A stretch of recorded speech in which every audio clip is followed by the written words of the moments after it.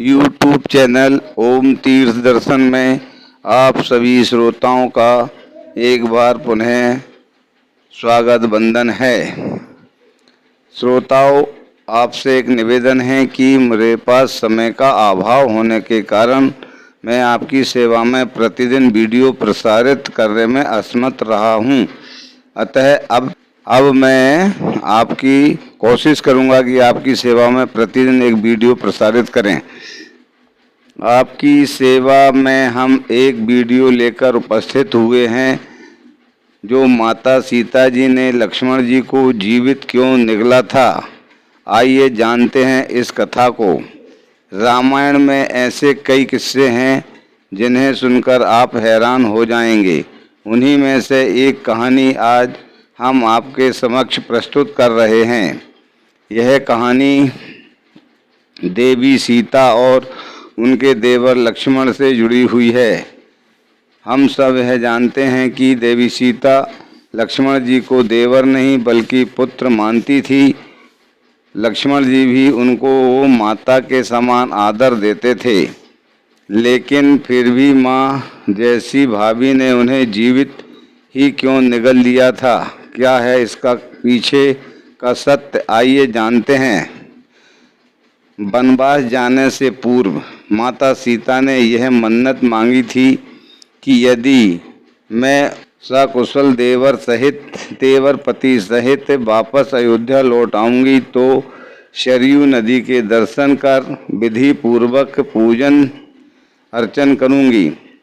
रावण को पराजित कर उन्हें 14 वर्षों का वनवास काटकर राम सीता लक्ष्मण वापस लौटे तो एक दिन अचानक उन्हें स्मरण हुआ उन्हें सरयू नदी पर जाकर मन्नत पूरी करनी है। जिसके पश्चात रात्रि को जाने के लिए निकली, तभी लक्ष्मण जी वहां आ गए। उन्हें भी वहां चलने की बात कही। माता सीता उन्हें मना नहीं कर सकी और उन्हें लेकर नदी के तट पर पहुंच गई। नदी के तट पर पहुंचकर माता ने लक्ष्मण जी से एक घड़े में जल लाने को कहा। तब लक्ष्मण जी घड़े में जल भर रहे थे, तब अघासुर नामक एक दैत्य उन पर आक्रमण कर दिया। वह उन्हें निगलना चाहता था, किंतु इससे पहले वह राक्षस कुछ कर पाता। जब तक माता सीता वहां पहुंच गई और उन्होंने ही लक्ष्मण जी को जीवित ही निगल लिया। ऐसा वर्णित है कि जब लक्ष्मण जी को निगला तो सीता का शरीर पानी की तरह पिघल गया। हनुमान जी सीता जी को लेकर पहुंचे राम जी के पास। ऐसा माना जाता है कि सरयू के तट पर जो घटना घटित हो रही थी वह सब हनुमान जी अदृश्य रूप से देख रहे थे। जैसे ही सीता जी का शरीर पिघलना शुरू हुआ, उन्होंने उसे घड़े में भर लिया और फौरन श्री राम जी के पास पहुंच गए। सारी बात जानने के बाद हनुमान जी से घटना के बारे में पूछा।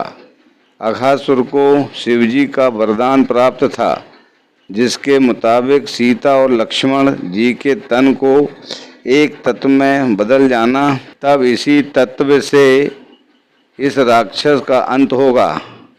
श्री राम ने यह भी बताया कि यह तत्व उनके द्वारा अस्त्र के रूप में प्रयुक्त हो जाएगा। इसके बाद राम जी ने हनुमान जी को तुरंत आज्ञा दी कि आप इसको सरयू नदी में प्रवाहित कर दें। हनुमान जी के द्वारा उस तत्व को सरयू में प्रवाहित किया गया। वैसे ही एक भयंकर ज्वाला उठी, जिससे अघासुर भस्म हो गया। इस प्रकार उस दुष्ट राक्षस का अंत सीता और लक्ष्मण जी के द्वारा हुआ। माना जाता है कि अघासुर की मृत्यु के बाद माता सरयू प्रकट हुई और उनके आशीर्वाद से दोनों को अपने अपने शरीर वापस मिल गए। धन्यवाद। श्रोताओं, अगर आपको यह छोटी सी रचना हमारी वीडियो अच्छा लगा है तो आप लोग शेयर करें, सब्सक्राइब करें और कमेंट करें। जय भारत माता की।